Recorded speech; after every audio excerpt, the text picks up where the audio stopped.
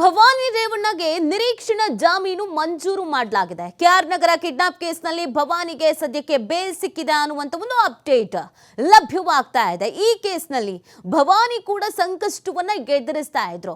ತನಿಖೆಗೆ ಸಹಕರಿಸಿ ಅಂತ ನೋಟಿಸ್ ಕೊಟ್ಟಾಗ ತಲೆಮರೆಸಿಕೊಂಡಿದ್ರು.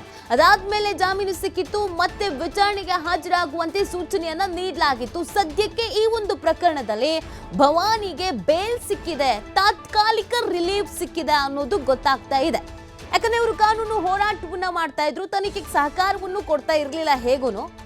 ಜೊತೆಗೆ ಜಾಮೀನು ಬೇಕು, ಬೇಲ್ ಬೇಕು ಅನ್ನುವಂತ ನಿರೀಕ್ಷೆಯನ್ನ ಕೂಡ ಇಟ್ಕೊಂಡಿದ್ರು. ಅದೇ ರೀತಿಯಾಗಿ ಒಂದು ರಿಲೀಫ್ ಸಿಕ್ಕಿದೆ.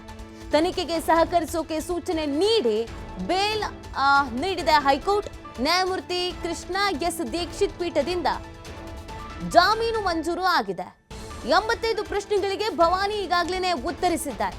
ಹೀಗಾಗಿ ತನಿಖೆಗೆ ಸಹಕರಿಸ್ತಿಲ್ಲ ಅಂತ ಹೇಳೋಕ್ ಸಾಧ್ಯ ಇಲ್ಲ. ಪೊಲೀಸರಿಗೆ ಬೇಕಾದ ಉತ್ತರ ಕೊಡುವುದಕ್ಕೆ ಸಾಧ್ಯ ಇಲ್ಲ. ನಿರೀಕ್ಷಣಾ ಜಾಮೀನು ನೀಡೋಕೆ ಕೋರ್ಟ್ಗೆ ಮನವಿಯನ್ನ ಮಾಡಿದ್ರು ಭವಾನಿ ಪರ ವಕೀಲರು. ಮೈಸೂರು ಹಾಸನಕ್ಕೆ ಕಾಲಿಡದಂತೆ ಭವಾನಿ ರೇವಣ್ಣಗೆ ಕೋರ್ಟ್ ಸೂಚನೆಯನ್ನ ನೀಡಿದೆ.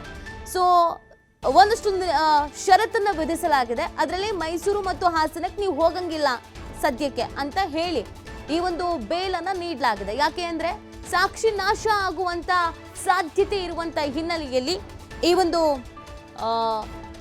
ಬೇಲನ್ನ ನೀಡಲಾಗಿದೆ. ಸುಮಾರು 85 ಪ್ರಶ್ನೆಗಳನ್ನ ಭವಾನಿ ಅವರಿಗೆ ಕೇಳಲಾಗಿತ್ತು. ಆ 85 ಪ್ರಶ್ನೆಗಳಿಗೆ ಉತ್ತರವನ್ನ ಕೊಟ್ಟಿದ್ದಾರೆ. ಮೊದಲಿಗೆ ತನಿಖೆಗೆ ಸಹಕಾರ ಕೊಡ್ತಾ ಇರಲಿಲ್ಲ, ತಲೆಮರೆಸ್ಕೊಂಡಿದ್ರು. ಅದಾದ್ಮೇಲೆ ಎಲ್ಲಿ ಅರೆಸ್ಟ್ ಆಗ್ಬಿಡ್ತೀನೋ ಅನ್ನುವಂತ ಒಂದು ಭಯ ಕೂಡ ಎದುರಾಗಿತ್ತು. ಆಗ ಜಾಮೀನು ಸಿಗ್ತಾ ಇದ್ದ ಹಾಗೇನೆ ಪ್ರತ್ಯಕ್ಷ ಆಗ್ಬಿಟ್ಟಿದ್ರು ಭವಾನಿ. ಅದಾದ್ಮೇಲೆ ಸುಮಾರು ಒಂದು 80ರಿಂದ 85 ಪ್ರಶ್ನೆಗಳನ್ನ ಕೇಳಲಾಗಿದೆ, ಅದಕ್ಕೆ ಉತ್ತರ ಕೊಟ್ಟಿದ್ದಾರೆ. ಬಟ್ ಅದು ಅಧಿಕಾರಿಗಳಿಗೆ ಸರಿ ತಪ್ಪು ಅದಲ್ಲ. ಯಾಕಂದ್ರೆ ಈಗ ಬೇಲನ್ನು ಕೊಡುವಾಗ ಇಲ್ಲಿ ಭವಾನಿ ಪರ ವಕೀಲರು ಹೇಳಿರೋದು ಅದೇ, ಅಧಿಕಾರಿಗಳಿಗೆ ಸರಿ ಅನಿಸುವ ಅಥವಾ ಸಮಾಧಾನ ತರಿಸುವ ಉತ್ತರ ಕೊಡೋದಕ್ಕಾಗಲ್ಲ. ಇವ್ರಿಗೇನ್ ಗೊತ್ತಿದೆ ಅದನ್ನ ಹೇಳಿದ್ದಾರೆ. ಈಗ ತನಿಖೆಗೆ ಸಹಕಾರ ಕೊಡ್ತಾನೆ ಇದ್ದಾರೆ. ಹೀಗಿರ್ಬೇಕಾದ್ರೆ ಬೇಲ್ ಕೊಡಿ ಅನ್ನುವಂಥ ಒಂದು ವಾದವನ್ನ ಮಂಡಿಸಲಾಗಿತ್ತು. ಈಗ ಬೇಲ್ ಸಿಕ್ಕಿದೆ. ಸದ್ಯಕ್ಕಂತೂ ಅವರಿಗೆ ಒಂದು ರಿಲೀಫ್ ಅಂತೂ ಸಿಗ್ತಾ ಇದೆ.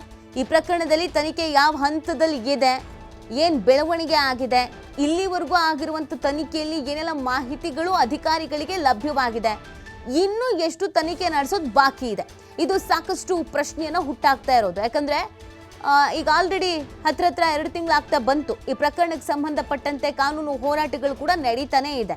ಆದರೆ ತನಿಖೆ ಎಲ್ಲಿವರೆಗೂ ಬಂದಿದೆ ಅನ್ನೋದು ಸಾರ್ವಜನಿಕರಿಗಿರುವಂಥ ಕುತೂಹಲ. ಬಿಕಾಸ್ ಇದೊಂದು ಹೈ ಪ್ರೊಫೈಲ್ ಕೇಸ್ ಆಗಿರೋದ್ರಿಂದ ಈಗ ಆಗ್ತಿರುವಂಥ ಬೆಳವಣಿಗೆಗಳನ್ನು ಗಮನಿಸಿದಾಗ ಸಾಮಾನ್ಯರಿಗೆ ಒಂದು ಕಾನೂನು ಅಥವಾ ದುಡ್ಡಿದ್ದವರಿಗೆ ಅಥವಾ ಹೆಸರು ಇದ್ದವರಿಗೆ ಒಂದು ಕಾನೂನು ಅನ್ನುವಂಥ ಪ್ರಶ್ನೆ ಸಾರ್ವಜನಿಕರಿಗೆ ಕಾಡ್ತಾ ಇದೆಯಲ್ಲ, ಅದಕ್ಕೆ ಉತ್ತರ ಸಿಗಬೇಕು. ಇಲ್ಲ ಎಲ್ಲರೂ ಕಾನೂನಿನಲ್ಲಿ ಒಂದೇನೆ, ಎಲ್ಲರನ್ನೂ ತನಿಖೆಗೆ ಒಳಪಡಿಸಲಾಗ್ತಾ ಇದೆ ಅಂತ. ಹಾಗಾಗಿ ತನಿಖೆ ಪಾರದರ್ಶಕವಾಗಿ ನಡೀತಾ ಇದೆಯಾ, ಯಾವ ಹಂತದಲ್ಲಿ ತನಿಖೆ ನಡೀತಾ ಇದೆ, ಇಲ್ಲಿವರೆಗೂ ಏನೆಲ್ಲ ಸಾಕ್ಷಿಗಳು ಲಭ್ಯವಾಗಿದೆ, ಇನ್ನೂ ಏನು ತನಿಖೆ ನಡೆಯೋದು ಬಾಕಿ ಇದೆ, ಈ ಎಲ್ಲ ಕುತೂಹಲಗಳು ಸಹಜವಾಗೇ ಇದೆ.